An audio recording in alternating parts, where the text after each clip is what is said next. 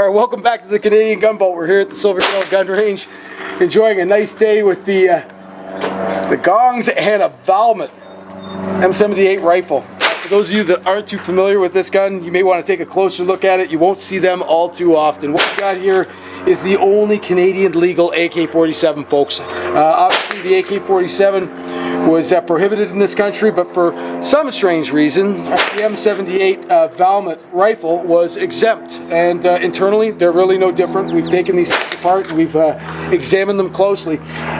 It's really surprising to see that they would exempt and not limit the use of this one. It's a non-restricted item.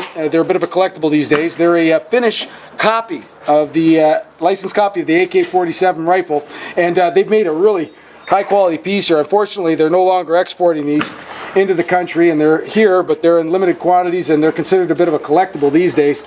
But they exhibit all the things about AK-47s that you like.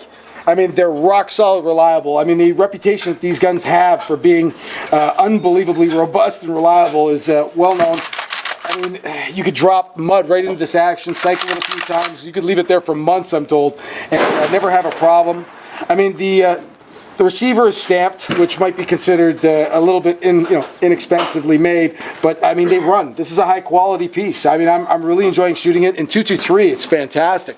It's one of those rifles that if you ever get an opportunity to shoot one of these, you may not want to pass. And it's a lightning bolt in .223.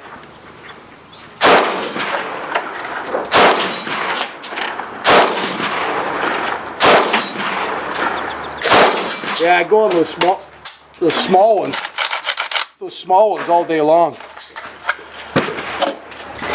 So there is a rumor that the government had issued or given a number of these rifles before there was a change in law to Native Canadians so that they could hunt for sustenance.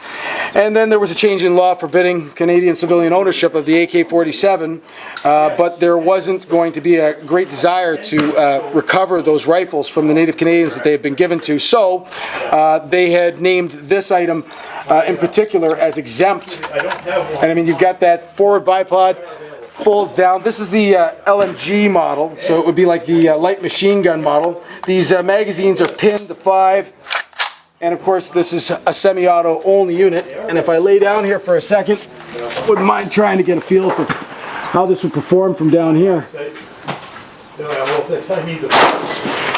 Oh yeah.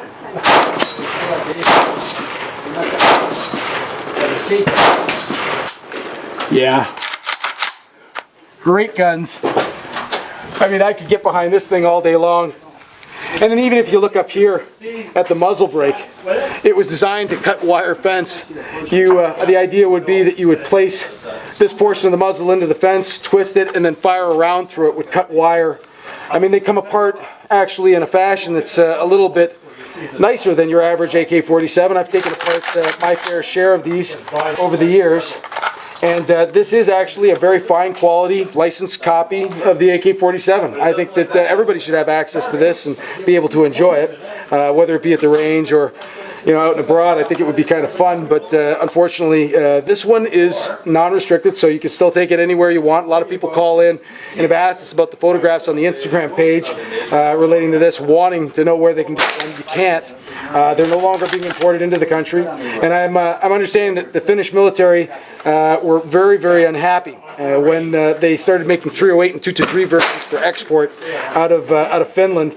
The military actually went on strike. They liked it and preferred to the 7.62 by 39 variants that they were being given.